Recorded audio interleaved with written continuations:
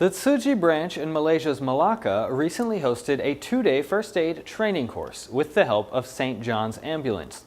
Instructors taught volunteers the proper steps to administer first aid in emergency situations, including how to dress wounds and how to perform CPR. These Tzu Chi volunteers are now more ready than ever to help those in need at a moment's notice. He only has 4 minutes if his brain loses oxygen and you can't get him anymore. Then after 4 minutes, he'll be brain dead.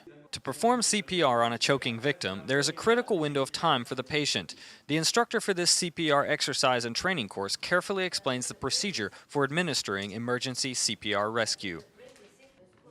I want to learn all the correct steps. Before, I was able to help a lot of people, but I made some mistakes, so I need to learn the right procedure to make sure I can help to the best degree possible.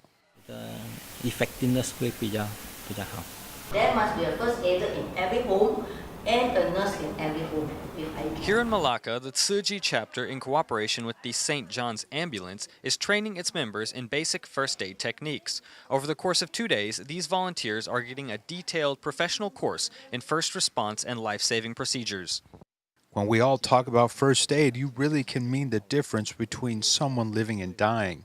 You never know when a life-threatening situation may arise, so it is best to be prepared. With life's impermanence, we cannot plan for disaster or tragedy to strike, so we need to have this useful knowledge with us.